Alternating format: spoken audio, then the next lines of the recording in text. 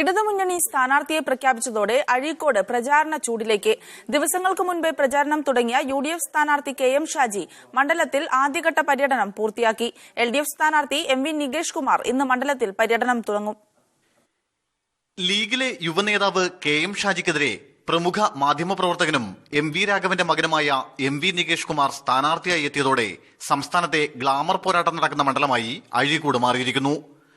ഏറെ ആശങ്കകൾക്കൊടുവിലായിരുന്നു നികേഷിന്റെ സ്ഥാനാർത്ഥിത്വം CPM ഉറപ്പിച്ചതെങ്കിൽ league പക്ഷേ തെരഞ്ഞെടുപ്പ് പ്രഖ്യാപനത്തിന് മുമ്പേ സ്ഥാനാർത്ഥിയെ നിശ്ചയിച്ചു. കഴിഞ്ഞ തവണ ഇഞ്ചോടിഞ്ച് പോരാട്ടത്തിൽ വിജയിച്ച KM ഷാജി ഇത്തവണ മണ്ഡലത്തിൽ രണ്ടാംഘട്ട പര്യടനം ആരംഭിച്ചു കഴിഞ്ഞു. എതിർ സ്ഥാനാർത്ഥിയെക്കുറിച്ച് എന്തു പറയുന്നു എന്ന ചോദ്യത്തോട് ഷാജിയുടെ പ്രതികരണം ഇങ്ങനെ: മത്സരിക്കാൻ എനിക്ക് 5 വർഷം ഞാൻ എന്ത് ചെയ്തു എന്നുള്ളതാണ് ആദ്യം പറയേണ്ടത്. എന്നിട്ട് മതിയല്ലോ ബാക്കിയുള്ള കാര്യങ്ങൾ പറയാം. അതാണ് പ്രശ്നമുള്ളത്. ഞാൻ അതാണ് ആലോചിക്കുന്നത്. അതിനെക്കുറിച്ചാണ് പറഞ്ഞുകൊണ്ടിരിക്കുന്നത് ജനങ്ങളോട്.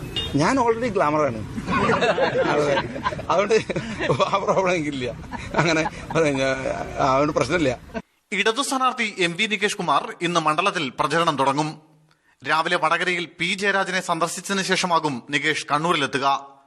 CPM ജില്ലാ കമ്മിറ്റി ഓഫീസിലെത്തുന്ന നികേഷ് AKG പ്രതിമയിൽ പുഷ്പാർച്ചനയ്ക്ക് ശേഷം ഇടതു നേതാക്കളുമായി കൂടിക്കാഴ്ച നടത്തും.